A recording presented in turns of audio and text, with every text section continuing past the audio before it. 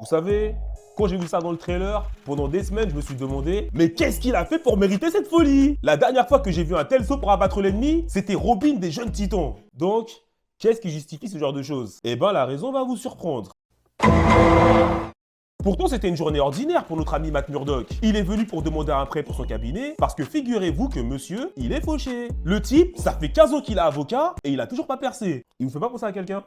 Du coup, il a rendez-vous avec un directeur de banque qui veut absolument nous rappeler que sa fille fait partie du MCU. Bien évidemment, son prêt est refusé. Quelle banque va prêter de l'argent à un avocat? Son seul argument, c'est on aide les opprimés. Les opprimés qui sont même pas solvables en plus. Mais Matt, il a de la chance, parce qu'il échappe à un braquage. Mais malheureusement, il a oublié quelque chose dans la banque. Il a oublié de risquer sa vie une fois par jour. Parce que Matt, il peut pas passer une journée sans risquer sa vie au moins une fois par jour. Donc, il retourne dans la banque en sifflant pour bien se faire remarquer. Ouh, je suis là. Venez me prendre en otage. Toi là, au lieu d'appeler la police, pourquoi t'appelles pas ta fille Miss Marvel? Vu que t'aimes bien parler d'elle à tout le monde. Et nous avons notre propre super-héroïne, Miss Marvel.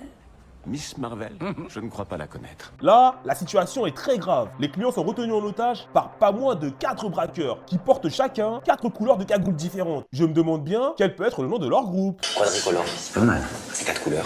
Ils sont 4 couleurs. En fait, là, les braqueurs, j'arrive pas à savoir s'ils sont méchants ou gentils. Parce que autant ils traitent bien les otages, mais d'un autre côté, ils se moquent d'un homme aveugle et orphelin. C'est scandaleux. Regardez la bipolarité des braqueurs. Ils sont capables de braquer une arme sur un aveugle à bout portant, mais par contre, ils le laissent aller pisser. Et comment Matt Murdock les remercie?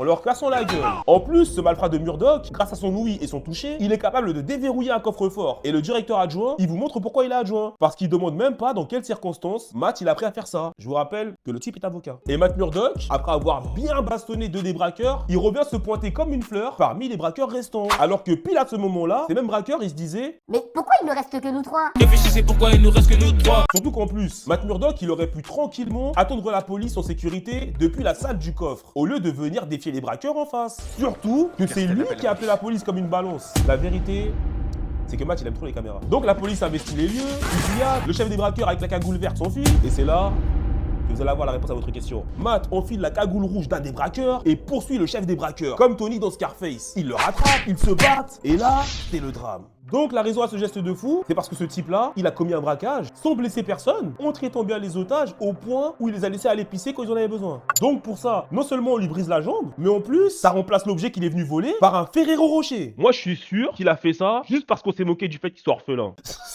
Mais c'est un malade. Et on est habitué maintenant. Matt Murdock, à chaque fois qu'il fait quelque chose de grave, après il prie, après il lit la Bible. Et juste une question, comment tu peux avoir cette double vie et te permettre de sortir avec une psy? C'est un jeu dangereux.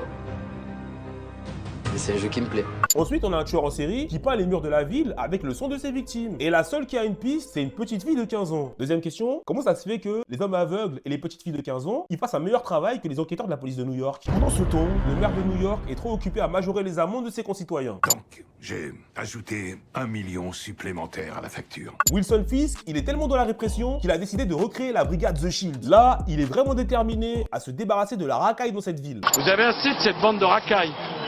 On va vous en débarrasser. Vous savez ce qui est bien avec les meufs qui enquêtent près du QG d'un tueur? C'est que le tueur, il a moins de chemin à faire pour amener cette meuf dans son QG une fois qu'il l'attrape. Et dans une vidéo précédente, je m'étais posé cette question. Et en plus, je me pose encore une question. Pourquoi Wilson Fisk, il a encore des traces de tabassage sur les mains alors qu'il a pris sa retraite de tabasser les gens? Ça part pas ou quoi? Bah voilà la réponse. Il passait son temps à se battre contre l'amant de sa femme, puis l'a séquestré dans son sous-sol, juste pour pouvoir se battre contre lui à volonté. Et c'est pas le seul qui a pris les mauvaises habitudes question bagarre. Comment tu peux flex en pleine bagarre comme ça? Non mais regardez, là, il a essayé de pondre son adversaire, après, il va aller se réfugier dans un confessionnal pendant des heures pour enquiquiner un pauvre prêtre. Mais après une dure journée à essayer de pondre ses adversaires, Matt retourne dans son doux foyer auprès de sa bien-aimée.